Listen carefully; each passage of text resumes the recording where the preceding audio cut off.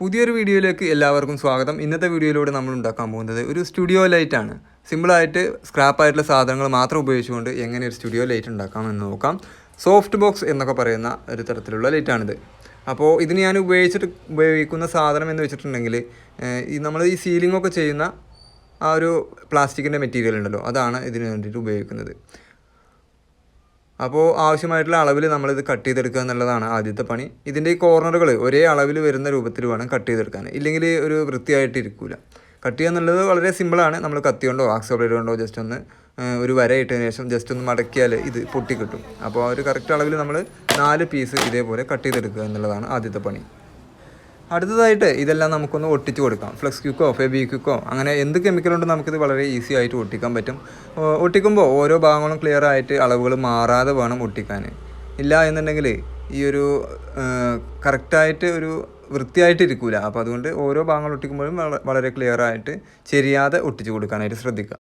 അങ്ങനെ 4 ഭാഗങ്ങളും നമ്മൾ ഒട്ടിച്ച് കഴിഞ്ഞു. ഇനി നമുക്ക് അവസാനമായിട്ട് ഇതിൻ്റെ നടുകിൽ വരുന്ന ആ ഒരു കഷ്ണമാണ് ഒട്ടിക്കാനുള്ളത്. അത് ഈ ഒരു നമ്മൾ ഒട്ടിച്ച് വെച്ചിട്ടുള്ള ഈ ഒരു പീസ് മറ്റൊരു പീസിൻ്റെ മേലെ വെച്ച് അളവെടുത്ത് മാർക്ക് ചെയ്ത് കട്ട് ചെയ്യുകയാണ്.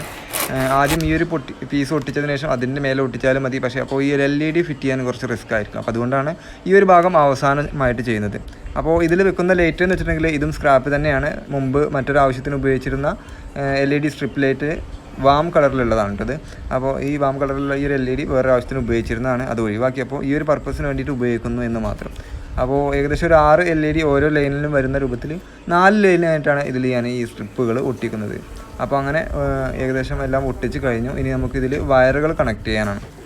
വയറുകൾ കണക്ട് ചെയ്യുമ്പോൾ പ്രത്യേകം മാറാനോ കാര്യങ്ങളോ ഒന്നും തന്നെ ഇല്ല. ഓരോ സ്ട്രിപ്പിൻ്റെയും വയറുകൾ കണക്ട് ചെയ്യാനുള്ള ആ ഒരു ഭാഗത്ത് പ്ലസ് മൈനസ് എന്ന് മാർക്ക് ചെയ്തിട്ടുണ്ടാകും. ആ മാർക്ക് ചെയ്ത ഭാഗങ്ങൾ മാറാതെ പ്ലസും മൈനസും തരംതിരിയാതെ ഒരേപോലെ തന്നെ കൊടുക്കുക എന്നുള്ളതാണ്.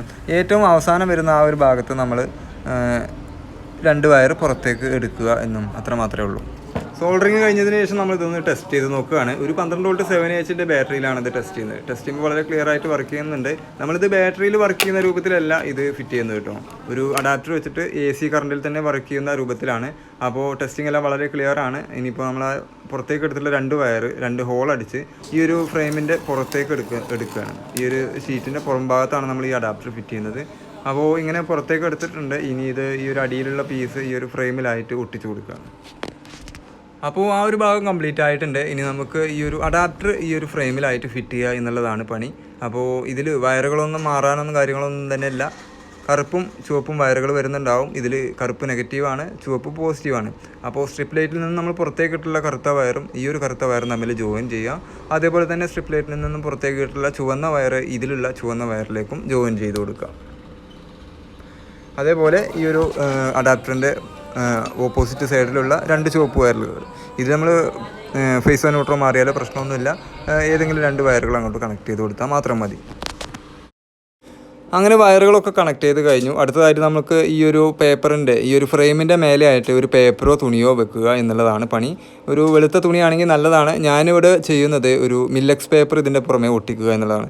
മില്ലക്സ് പേപ്പർ എന്ന് വെച്ചിട്ടുണ്ടെങ്കിൽ നമ്മൾ വൈൻഡിങ് ഒക്കെ ചെയ്യാൻ ഉപയോഗിക്കുന്ന മില്ലക്സ് പേപ്പറിൻ്റെ ഏറ്റവും തിക്നെസ് കുറഞ്ഞിട്ടുള്ളതാണ് ഈ ഒരു പേപ്പർ. അപ്പോൾ ഈ ഒരു ഫ്രെയിമിൻ്റെ മേലെ വെച്ച് ആവശ്യത്തിനുള്ള അളവിൽ കട്ട് ചെയ്തെടുത്തു. ഇൻസുലേഷൻ ടൈപ്പ് കൊണ്ട് ജസ്റ്റ് ഒന്ന് ഒട്ടിച്ച് വെക്കുക മാത്രമാണ് ചെയ്യുന്നത്. അപ്പോൾ നമ്മുടെ സോഫ്റ്റ് ബോക്സിൻ്റെ വർക്ക് 100% കംപ്ലീറ്റ് ആയിട്ടുണ്ട്. ഇനി നമ്മളിതൊരു ഫ്രെയിമിൽ ഫിറ്റ് ചെയ്തിട്ട് ഒന്ന് വർക്ക് ചെയ്യിച്ച് നോക്കണം. എങ്ങനെയുണ്ട് സംഭവം എന്നുള്ളതിനെ പറ്റി എല്ലാവരും ഒന്ന് അഭിപ്രായങ്ങൾ താഴെ കമൻറ്റ് ചെയ്യുക. വീഡിയോ ഇഷ്ടമായെങ്കിൽ ചാനൽ ഇതുവരെ സബ്സ്ക്രൈബ് ചെയ്തിട്ടില്ലെങ്കിൽ സബ്സ്ക്രൈബ് ചെയ്യുക. പുതിയൊരു നല്ല വീഡിയോയുമായി നമുക്ക് വീണ്ടും കാണാം.